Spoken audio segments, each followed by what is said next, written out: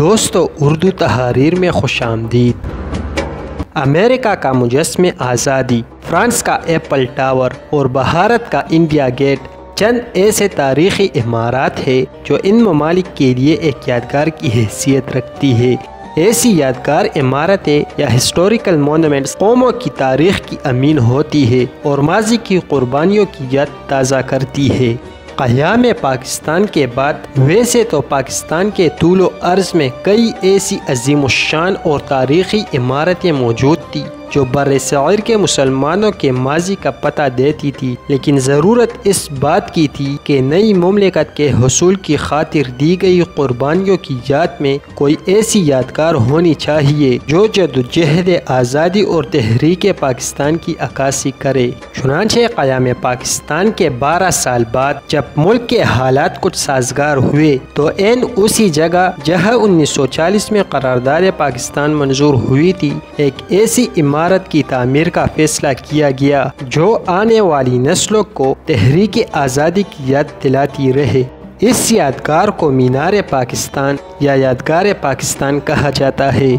دوستو، یہ تاریخی مینار کب، کیوں اور کیسے تعمیر کیا گیا؟ اس عظیم الشان مینار بنانے کی تجویز کس کی تھی؟ اس پر لاگت کتنی آئی؟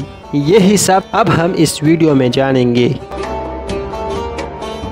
قیام پاکستان کے بعد یادگار کے حوالے سے جب عوام کے مطالبے نے زور پکڑا تو 23 مارچ 1959 میں بلدیہ لاہور کے ایڈمنسٹریٹر عبداللطیف خان نے کارپوریشن کے ایک اجلاس میں اس حوالے سے ایک قرارداد پیش کی جسے منظور کر لیا گیا۔ اس وقت پاکستان پر فیلڈ مارشل صدر ایوب خان کی آمریت تھی۔ انہیں بھی یہ تجویز پسند آئی اور فیصلہ کیا گیا کہ منٹو پارک میں عین اسی جگہ ایک یادگار بنائی جائے جہاں 1940 میں قائد اعظم محمد علی جناح نے قرارداد پاکستان پیش کی تھی۔ کرشن لاہور کی سربراہی میں ایک کمیٹی ترتیب دی گئی جسے پاکستان کے میموریل کمیٹی کا نام دیا گیا۔ اس کمیٹی میں مشہور ادیب مختار مسعود اور صوفی غلام مصطفیٰ تبسم سمیت 22 ارکان شامل تھے۔ کمیٹی کو کچھ ڈیزائن موصول ہوئے لیکن وہ کسی کو پسند نہ آئے، چنانچہ اس ڈیزائن کی ایک خصوصیت کو اکٹھا کر کے ایک نیا ڈیزائن ترتیب دیا گیا اور بالآخر مارچ 1960 میں مغربی پاکستان کے گورنر اختر حسین نے اس یادگار کا باقاعدہ سنگ بنیاد رکھ دیا۔ اس عمارت کو یادگار قرارداد پاکستان کا نام دیا گیا۔ دوستو، تعمیر کی جانے والی اس عمارت کا منیچر بھی بنایا گیا جو ایک ستارے کی شکل کے چبوترے پر حال نما عمارت تھی اور اس کے ساتھ ایک مینار بنایا گیا تھا۔ یہ ماڈل کافی خوبصورت تھا لیکن اس پر لاگت زیادہ آتی تھی، چنانچہ اس ماڈل پر مزید کام روک دیا گیا۔ پھر 1962 میں دوبارہ ایک سادہ اور کم لاگت ڈیزائن منظور کیا گیا جسے مینار پاکستان کا نام دیا گیا۔ دوستو، دوبارہ جس ڈیزائن پر کام شروع کیا گیا وہ یہی ڈیزائن تھا جو آج ہمارے سامنے مینار پاکستان کی شکل میں موجود ہے۔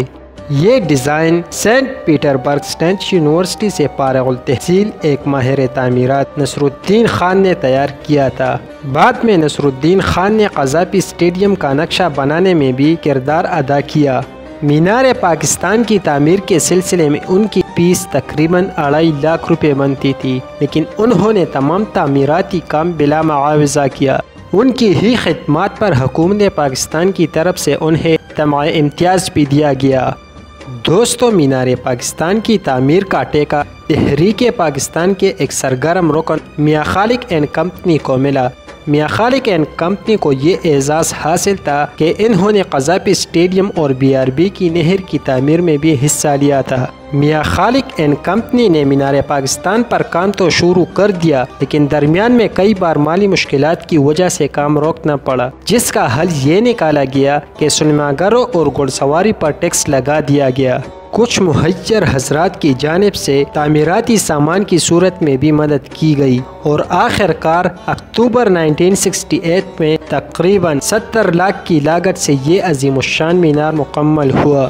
اسے پہلی بار عوام الناس کے لیے 23 مارچ 1969 کو کھول دیا گیا۔ دوستو، مینار پاکستان کا structure design civil engineer Abdulrahman Khan Niazi نے تیار کیا تھا۔ تعمیراتی اعتبار سے مینار پاکستان اسلامی اور جدید فن میں تعمیر کا عمدہ نمونہ ہے۔ اس کی بلندی تقریباً 200 فٹ کے قریب ہے۔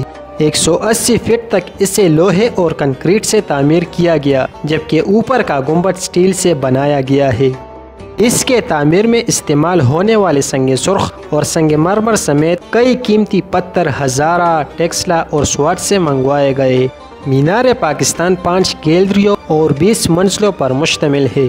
سب سے پہلی گیلری، جو کہ ایک کھلتے ہوئے پھول کی مانند ہے، 30 فٹ اونچی ہے۔ مینار پاکستان پر چڑھنے کے لیے 324 سیڑھیاں اور ایک لفٹ بھی بنائی گئی ہے۔ دوستو، مینار پاکستان کا چبوترا اور اس کے زینے تحریک پاکستان کے مختلف مراحل کی عکاسی کرتے ہیں۔ اس چبوترے کا سب سے پہلا حصہ، جو کہ قدرے پتھروں سے تعمیر کیا گیا، اس بات کی عکاسی کرتا ہے کہ پاکستان کن مشکل حالات میں حاصل کیا گیا۔ دوسرے حصے میں پتھروں کو ترتیب سے رکھا گیا ہے، جو اس بات کی آمازی کرتا ہے کہ قوم متحد ہو چکی ہے۔ تیسرے حصے میں لگائے گئے پتھروں میں مزید صفائی پیدا کی گئی، جو قیام پاکستان کی علامت ہے، جبکہ چوتھے حصے میں سنگ مرمر کا استعمال کیا گیا ہے، جو کہ یہ ظاہر کرتا ہے کہ اس قوم کا مستقبل روشن اور چمکدار ہے۔ دوستو، مینار پاکستان کے نچلے حصے پر 7 فٹ لمبی اور 2 فٹ چوڑی ایسی سلے نصب ہے، جس پر خوبصورت کیلیگرافی کی گئی ہے۔ ان سلوں پر اردو، بنگلہ، انگلش اور عربی زبان میں کی گئی یہ خطاطی حصول پاکستان، جدوجہد آزادی اور ایک آزاد قوم کی نشاندہی کرتی ہے۔ ان سلوں پر اللہ کے 99 نام اور قرآن کے آیات کے علاوہ اردو، بنگلہ اور انگریزی زبان میں قرارداد پاکستان کا متن لکھا ہے۔ قائد اعظم کے تقاریر کے اقتصادات، علامہ اقبال کے مشہور زمانے نظم مجھے ہے حکم اعضاء اور مختلف اقوال بھی لکھے گئے ہیں۔ ایک تختی پر قومی ترانہ اور مینار پاکستان کے صدر دروازے پر اللہ اکبر اور مینار پاکستان کے الفاظ کندہ ہے۔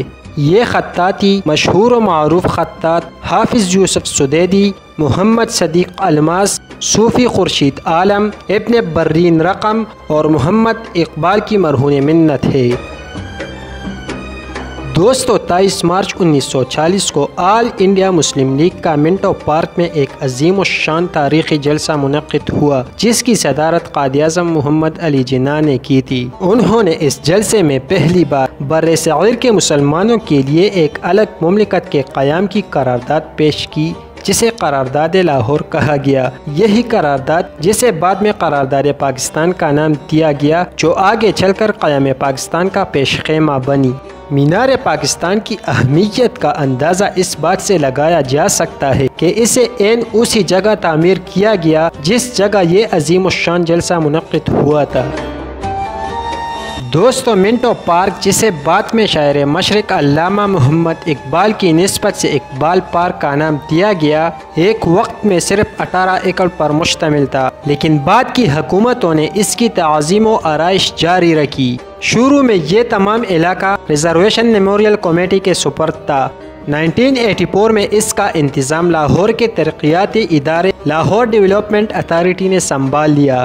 اس ادارے نے پارک میں موجود کئی تجاوزات کا خاتمہ کیا اور گرد و نواح کو مزید خوبصورت بنانے کے لیے مختلف اقدامات کیے۔ بچوں کے کھیلنے کے لیے پارک بنایا گیا۔ پول، گیلری اور راہداریاں بنانے کے ساتھ ساتھ پارک میں موجود جھیل کو مزید وسعت دے دی گئی۔ یہ جھیل اب تقریباً 4000 فٹ لمبی اور 190 فٹ چوڑی ہے۔ دوستو، اس قومی یادگار کو ویسے تو ہر دور میں خوبصورت بنانے کے لیے اقدامات کیے گئے، لیکن 2015 میں حکومت پنجاب نے ایک میگا پروجیکٹ کے تحت اس کا مکمل نقشہ ہی بدل کر رکھ دیا۔ منصوبے کے تحت مینار پاکستان کے قریب موجود تمام تاریخی عمارتوں یعنی شاہی قلعہ، بادشاہی مسجد، حضوری باغ، مزار اقبال، رنجیت سنگھ کی مڑی وغیرہ کو پارک کا حصہ بنا کر اسے گریٹر اقبال پارک کا نام دے دیا گیا۔ پاکستان کے قومی ترانے کے خالق حفیظ جالندھری کی آخری آرامگاہ بھی اسی میدان میں ہے۔ اس منصوبے پر ایک اندازے کے مطابق 981 ملین 981 ملین روپیز کی خطیر رقم خرچ ہوئی۔ تقریباً یہ 98 کروڑ سے زیادہ روپے بنتے ہیں۔ تکمیل کے بعد پارک کا رقبہ بڑھ کر تقریباً 120 ایکڑ تک ہو چکا ہے۔ سیاحوں کی دلچسپی کے لیے یہاں library, museum, boating point, Pakistan کا نقشہ اور ڈانسنگ فاؤنٹین بھی موجود ہے۔ اس منصوبے کے تکمیل کے بعد اس پارک کی دیکھ بھال کا انتظام حکومت پنجاب کے ادارے پارکس اینڈ ہارٹیکٹولر کے حوالے کر دیا گیا۔ دوستو، کسی بھی قوم کی یادگار اس کی قربانیوں، جدوجہد اور محنت کی غماز ہوتی ہے۔ پاکستان جن حالات میں حاصل کیا گیا، مینار پاکستان کی یہ شاندار اور عظیم الشان عمارت ان حالات کی نہ صرف داستان سناتی ہے بلکہ یہ سبق بھی دیتی ہے کہ ہمیں ہمیشہ ایک متحد قوم کی حیثیت سے آگے بڑھنا چاہیے۔ 23 مارچ 1940 کے عظیم الشان جلسے سے تاریخی اہمیت حاصل کرنے والے اس میدان کی اہمیت آج بھی کم نہیں ہوئی۔ دور حاضر میں بھی اس میدان میں کسی سیاسی جماعت کا کامیاب جلسہ منعقد کرنا سیاسی طور پر بہت اہم سمجھی جاتی ہے۔ دوستو، یادگار پاکستان کے بارے میں یہ ویڈیو آپ کو کیسی لگی؟ اپنی قیمتی رائے کمنٹ میں ضرور لکھیے۔ شکریہ۔